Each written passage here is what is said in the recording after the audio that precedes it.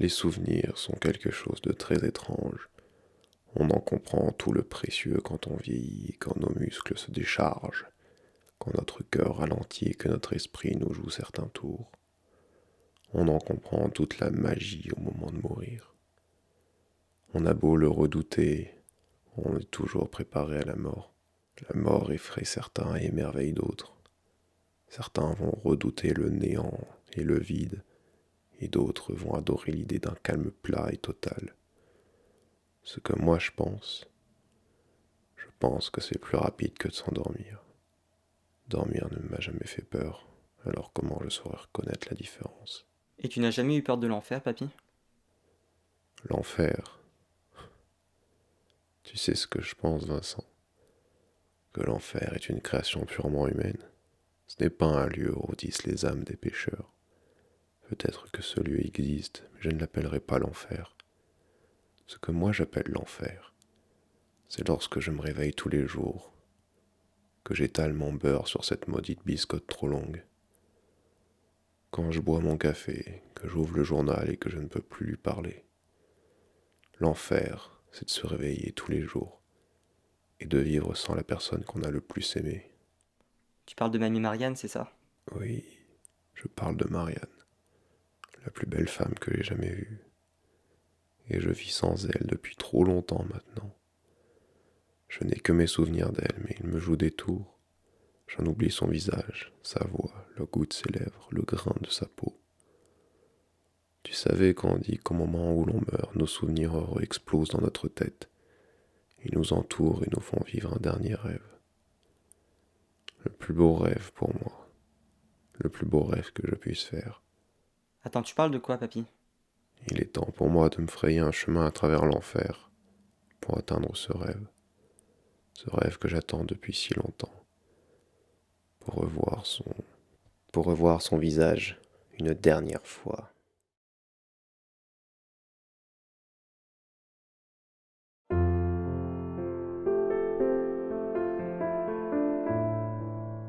Je me souviens de Marianne, je me souviens de sa peau, de son visage, de son sourire, de ses lèvres. Elle adorait fumer de temps à autre, elle disait que ça lui vidait la tête. Je ne sais même pas pourquoi elle se cherchait une excuse, je ne lui ai jamais reproché de fumer. J'aimais voir la fumée tenter de s'échapper de sa bouche.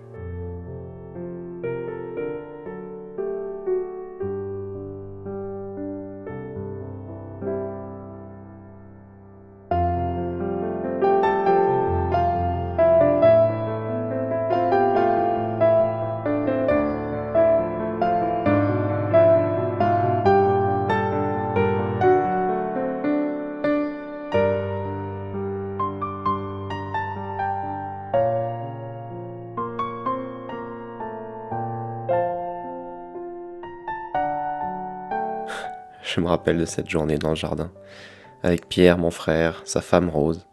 Marianne et moi aimions souvent les inviter dans le jardin. Nous mangions, nous buvions.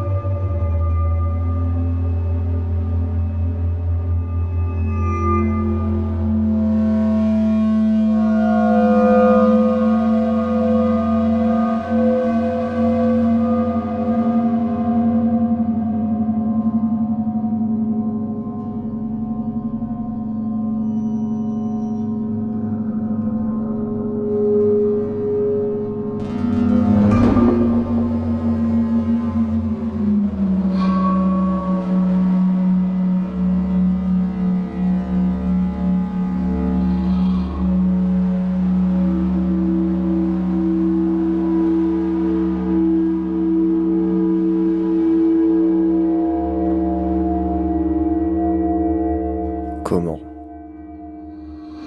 mon frère avait-il pu oser essayer de me voler la femme de ma vie? Marianne était innocente, mais Pierre, il savait ce qu'il faisait. Lui et Rose n'étaient bons qu'à batifoler à droite à gauche.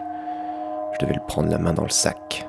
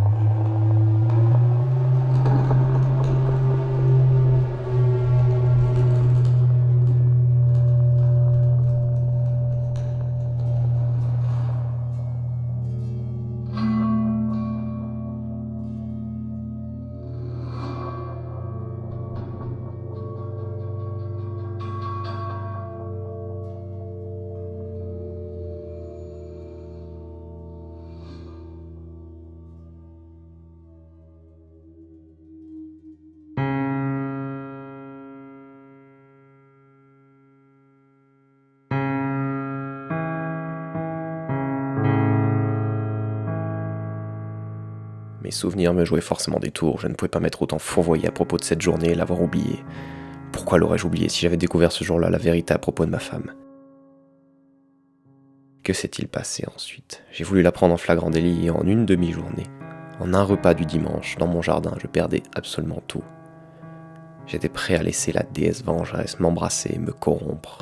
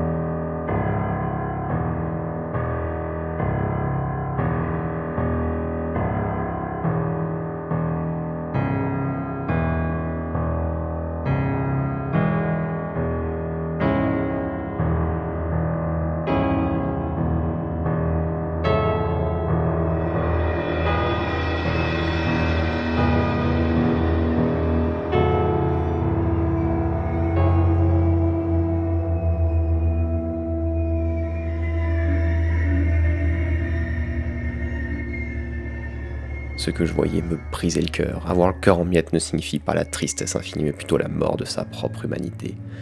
On ne réfléchit plus qu'avec son sentiment le plus fort, écartant brutalement tous les autres.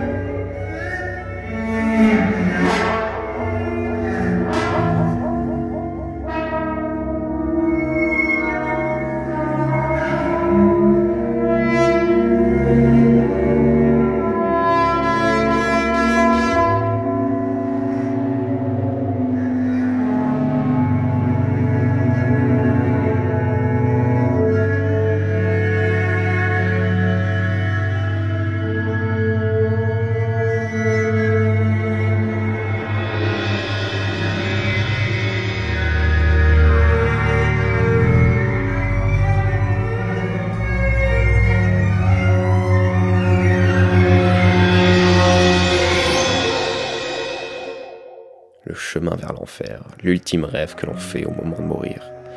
On pourrait penser que notre esprit tente de nous apaiser dans un dernier élan de beauté absolue, de douceur et de paix. Mais l'ultime rêve vers la mort ne fait que nous détruire définitivement, notre esprit succombe. Mes souvenirs explosent l'un après l'autre, je ne sais même pas si ces souvenirs sont à moi. Comment le savoir? Ai-je tué Marianne, la femme que j'aimais tant? Ai-je tué Rose, la femme de mon frère Pierre? Tout se brouille, absolument tout.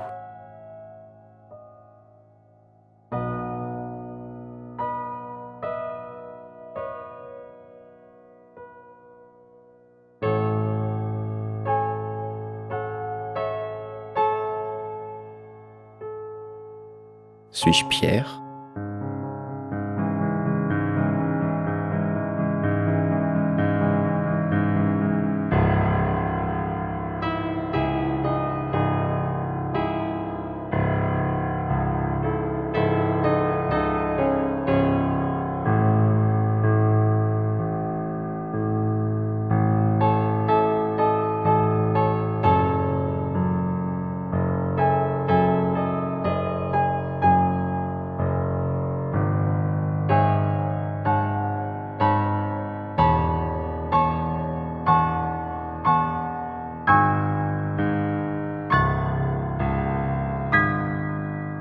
Nous sommes légion. N'entre pas si docilement dans cette douce nuit. Le vieillage doit gronder, tempêter, s'enrager au déclin du jour. Hurler, hurler à l'agonie de la lumière. Si le sage s'entend la fin, c'est que les ténèbres sont justes, car ces mots n'ont pas forgé de foudre, et il n'entre pas si docilement dans cette douce nuit. Hurle, hurle à l'agonie de la lumière. Les braves regrettent en pleurant que leur vie fragile n'ait pu danser dans une baie verte et fertile. Ils hurlent, hurlent à l'agonie de la lumière. Les braves, agonisants, qui découvrent d'un œil aveugle qu'un œil aveugle peut briller comme un météore et tressaillir d'allégresse. Ils n'entrent pas si docilement dans cette douce nuit. Ils hurlent, hurlent à l'agonie de la lumière. Et toi, mon père, là sur ces tristes hauteurs, maudis-moi, bénis-moi maintenant de tes pleurs féroces. Je te supplie, n'entre pas si docilement dans cette douce nuit, mais hurle, hurle à l'agonie de la lumière.